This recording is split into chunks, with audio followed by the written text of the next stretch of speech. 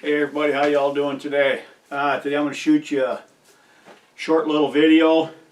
We actually got the very first snow of our entire year. It's like the 22nd of December. Been summertime. Anyway, I'm going to show you how to tan your own pelt, your own hides. This is a coon I got from one of my trapping buddies. We're just going to tan it, put it on the wall. It's been completely put up, ready to go to the markets. First thing we need to do is rehydrate it, soften it up. I got nothing more than a 5-gallon bucket of warm water right here. We're just going to put her in there. Raccoon is an incredibly greasy, oily pelt, hide.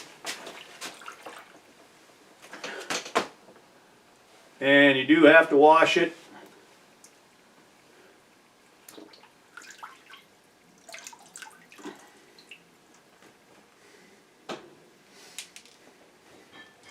See, our water's very, very black. We're doing a lot of cleaning here. The hide is getting clean, everything off it. Still got a lot of grease. We're going to fill this bucket back up, hot water. I'm taking it right off the bottom of the water heater over there. We're going to put some soap in here. I'm going to use shampoo. They recommend dish soap. Dish soap or shampoo, go either way. The purpose of that, either one of those products, both of those products are made to cut through grease real fast. Second, they rinse really, really clean, very easily. And that's what we want to do. When we rinse this, we want no soap. When we start the tanning process, no soap. I'm going to start over, get some more water.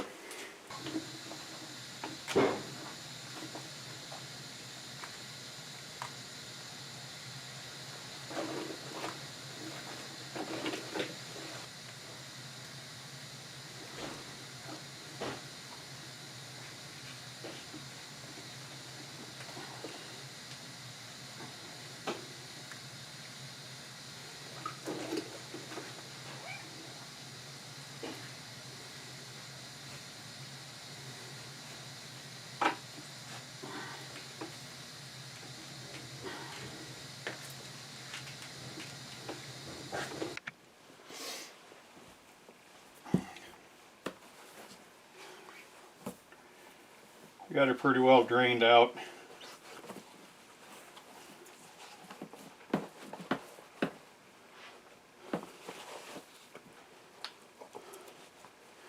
We are going to see if it needs any more fleshing.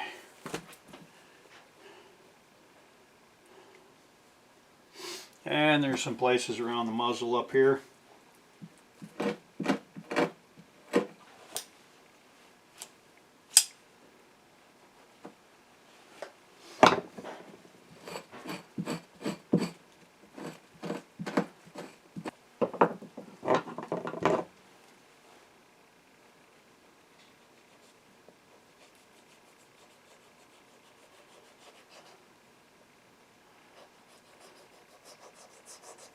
Just cutting some of the membrane off the saddle. The more of that you get off, the better off we are. Do not cut the leather so thin that you can start to see the hair root. So you want to make sure your tail is fleshed all the way back, all the way, 100% of the way. Get all this gook off there.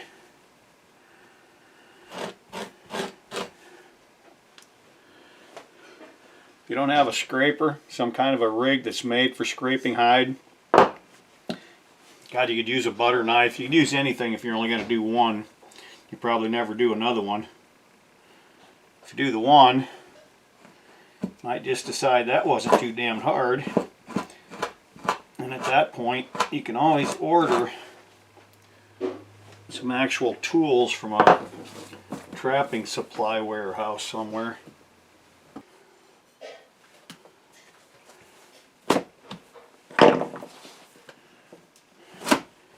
Not bad. Don't look like much right now, but when we started, the way they grade coons length, this was a 30 to 32 inch pelt. We're going to call that good. We're going to mix up the brine. Alright, we're going to mix up the brine. What we're working off of. It's called Curitan. It's out of Van Dyke Supply, Woonsocket, South Dakota, not more than 100 miles from where I'm standing. This kit has actually been under my workbench. It's probably been 6 or 7 years, maybe longer, since I used it. What we're doing, every gallon of water, we're going to do 2 gallons of brine. This coon is not very big. We don't need a lot of salt. Every gallon of water, 1 pound of non-iodized salt. If you're going to the grocery store to get salt, non-iodized. 3 ounces of pickling crystal. So, we need 2 pounds of salt, 6 ounces of crystal. Using a basic kitchen scale. I hope I got 2 pounds. And yes, we do. That's a lot of salt to cure one little raccoon. But that's what it is. It's what it is. And 6 ounces. Pickling crystal, not quite sure what pickling crystals are. Woohoo, there we go.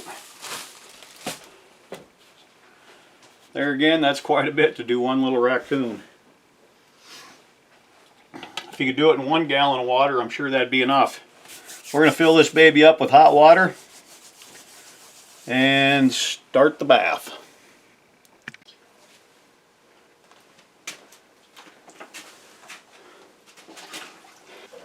This process of salting in the brine, 48, 72 hours. 2 to 3 days it's going to soak in here.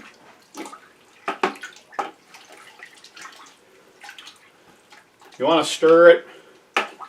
Make sure every little nook and cranny, every square inch of that hide is being subjected to salt. That's what's killing the bacteria.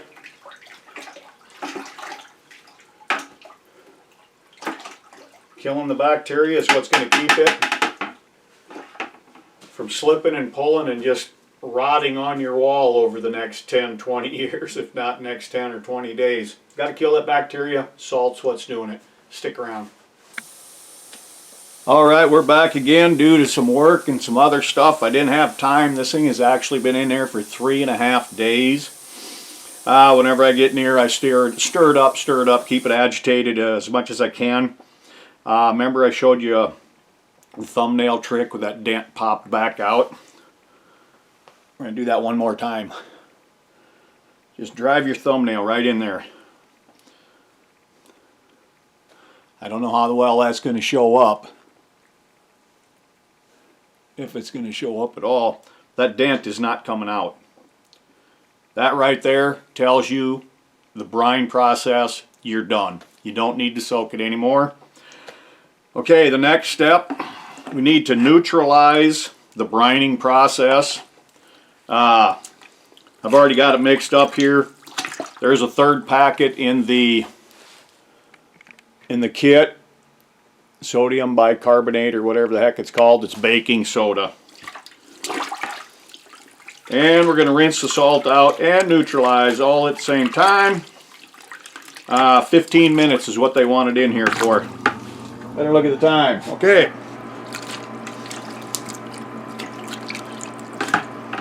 Back in a flash. Alright, we've been soaking this shade over 15 minutes in the baking soda solution, neutralizing. Just going to squeeze out some of the excess here.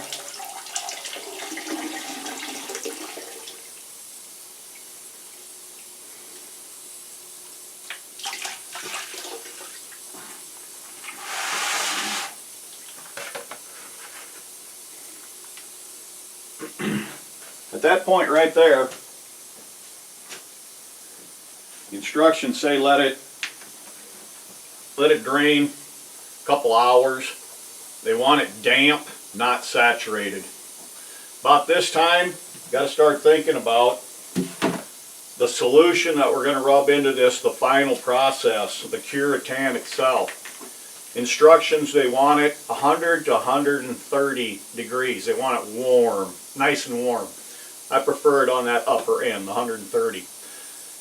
Just tweak the water heater a little bit there so it gets a little hotter than it normally does. Get yourself an insulated cooler of some type. Fill it up that deep with water so that's completely submerged.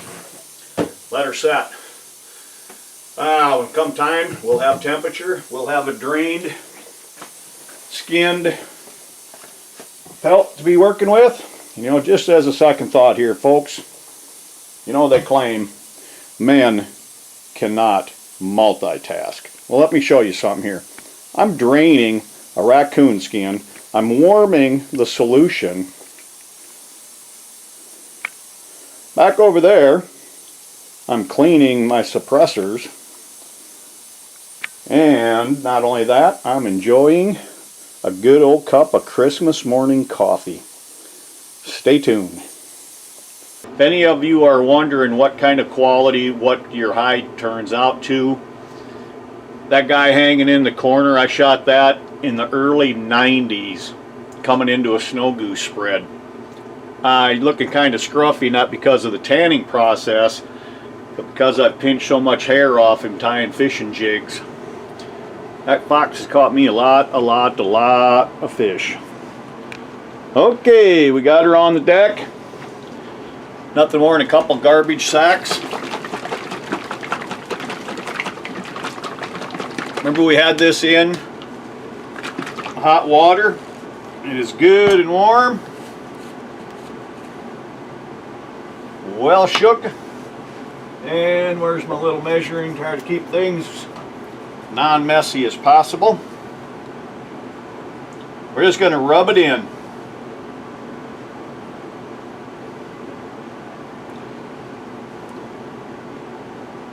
You're going to have excess getting into the hair. We will deal with that later. I've always used just straight rubbing alcohol. The instructions on this kit, mineral spirits. Both of them are very good solvents. Little elbow grease is where the timer right now. Rub it in. Force it into the material. Rub it into the leather. Like I said, that fox up there has been turned into a lot of fishing jigs over the years. You guys that like to tie your own,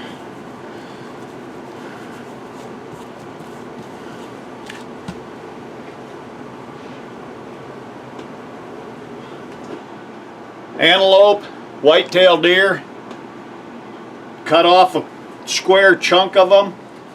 Little small pieces like that you could literally do in a quart jar. Another use for this, guys that are into coyote hunting and other critters, get one that's a little, shoot him up a little too bad, not going to be worth nothing on the fur market. A lot of times mange, if they don't have it real bad, there'll just be a small spot affected by it. Just take a knife. I always carry plastic sacks with me. A lot of times I skin them right on the spot. If I'm too far in, I don't want to carry them back out. I don't want to go back to the truck. I want to keep going away from the truck as I'm hunting. Skin them on the spot. If you got something with mange, like I was going there, just take a knife and cut out down the back strap, you know, the money spot we call it. Just cut that sliver right down the back, cut it all out, tan it. Believe it or not, you can sell them. You cut them about an inch thick, inch wide after they're tanned. Trim the hood of your coat or whatnot, you know.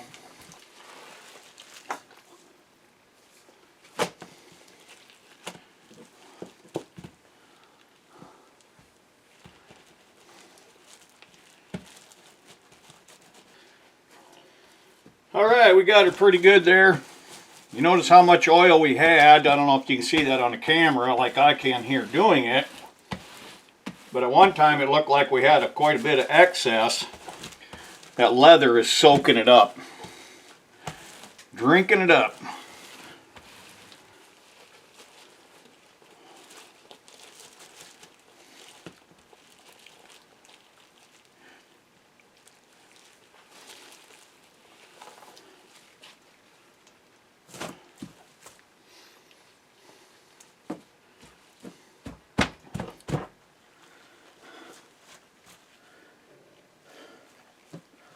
Kind of fold the tail back into its normal.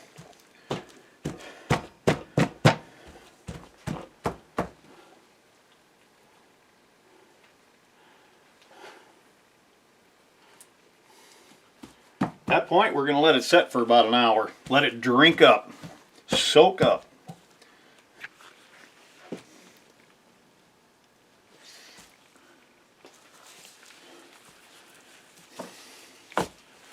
Okay, it's been a setting. About an hour. A little more maybe.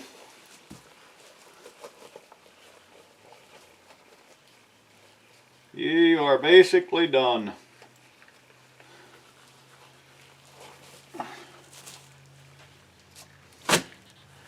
that point, that hide is drank up as much as it's going to. So at that point, give it a final rub down maybe.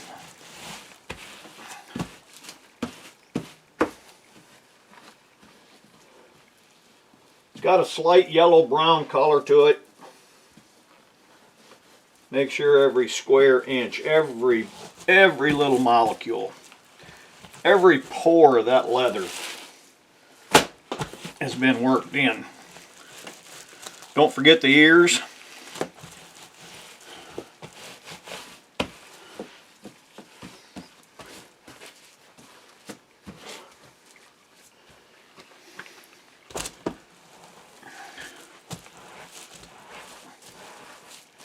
Keep your old raggy t-shirts.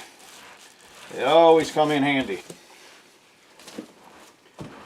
There we got about the excess rubbed off as much as we're going to. Now it's just nothing more. Set back and let it dry.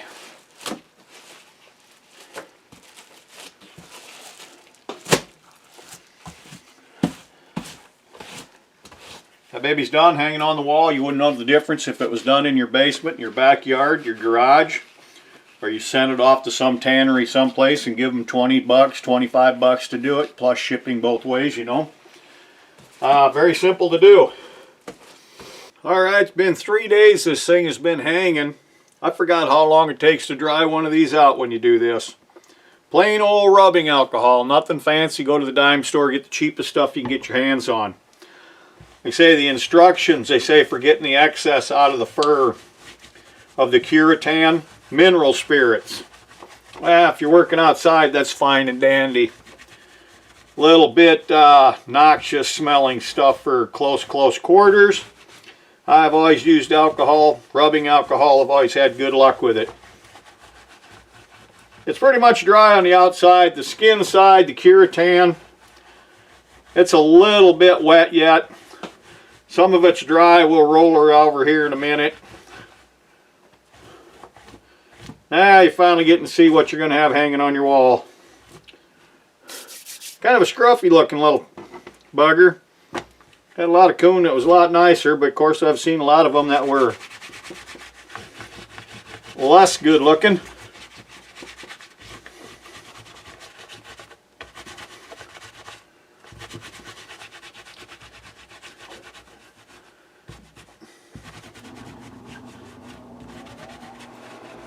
Doesn't take very much work. It's spread out over a long period of time is all. Roll her inside out. You can see this stuff is yellow. It's already kind of soft, but you start breaking it down. Just pull and stretch, pull and stretch, pull and stretch.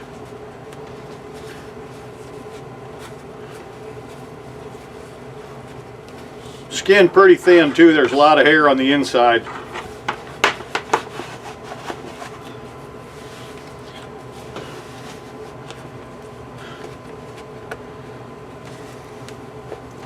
I've been rotating this thing twice a day.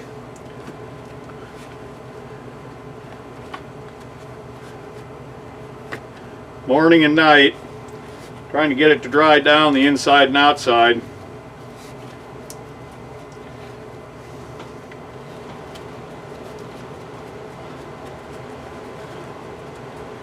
I don't know if you can watch the color change there when you pull on it, stretch it, and work it.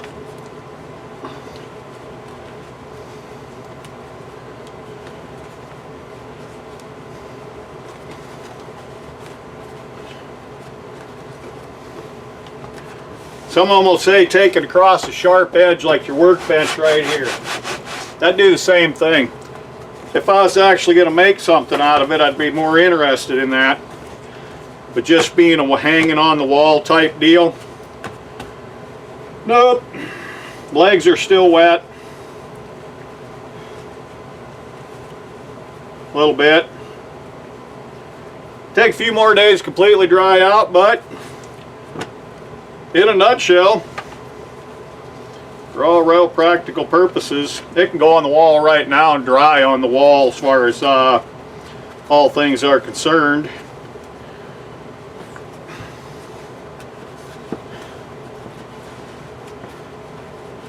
This is a coon. I've been after a couple trapper buds of mine to get me some skunks.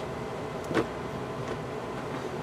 couple years now, but they don't go after skunks the way I used to when I trapped. Very easy to skin without having them spray or bust open the glands. And you can get about 10 bucks a hide for them. About 12, 15 bucks an ounce for the essence. Anyway, I'm going to wrap this video up and say thanks a lot, guys. You've been really great to me. Raccoon tanning in your basement.